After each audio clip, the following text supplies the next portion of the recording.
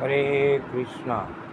आज मोहिनी एकादशी है, तो उसके बारे में आपको बता रहा हूँ, तो ज़रा आप ध्यान से सुने। महाराज युधिष्ठिर ने पूछा, जनार्दन, वैशाख माह के शुक्ल पक्ष में किस नाम की एकादशी होती है, उसका क्या फल होता है और उसके लिए कौन सी विधि है? तो भगवान श्री कृष्ण बोले, हे धर्मराज, पूर्व काल में परम बुद्धिमान श्री रामचंद्र जी ने महर्षि वृष्टि से ये बात पूछी थी जिसे आज तुम मुझसे पूछ रहे हो।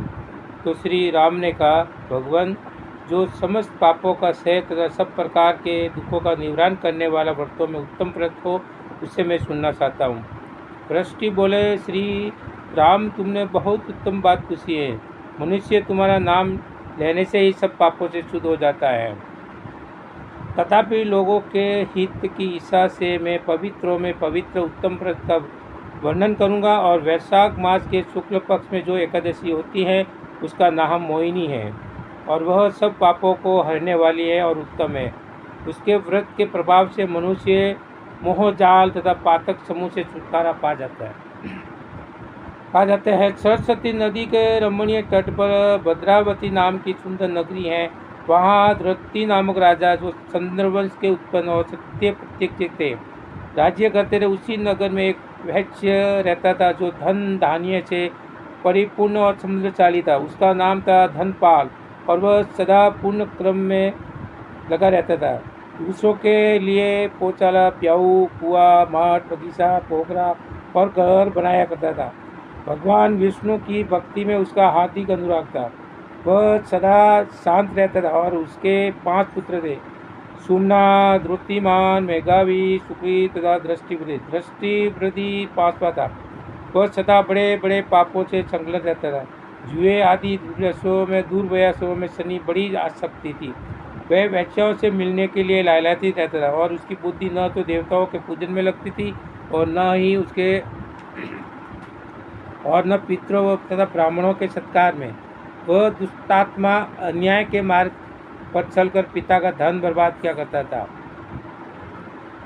एक दिन वह वैश्या के गले में बहा डाले और चौराहे पर घूमता देखा गया। तब पिता ने उसे घर से निकाल दिया गया, और बंधु मानवों ने भी उसका परित्याग कर दिया, और अब वह दिन रात दुख और शोक में डूबा तथा कष्ट पर उठता हुआ इधर उधर भटकने लगा। एक दिन किसी पुण्य के उदय होने से वह महर्षि कौंडिन्यम के आश्रम पर जा पहुंचा।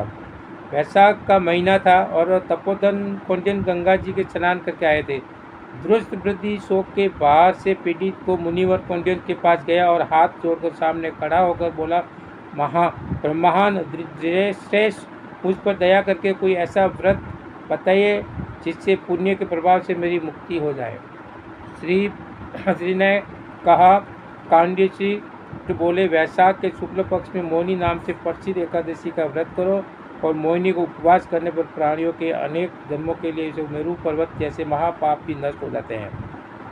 वरिष्ठी कहते हैं, श्री रामचंद्र मुनि का यह वचन सुनकर दृष्टबुद्धि का चित्त प्रसन्न हो गया, और उसे कौंडिन्य के प्रेरक से विदित पूर्व मोहिनी एकादशी का व्रत किया।